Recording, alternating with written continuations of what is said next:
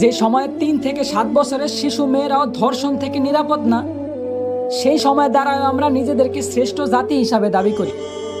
যে সময় free mixing ভাবে পড়ালেখার কারণে বিভিন্ন জায়গায় শিক্ষক দ্বারা ছাত্রীরা ধর্ষিত হইতাছে, সেই সময় দ্বারাও আমরা শিক্ষার মানদণ্ড নির্ণয় করি।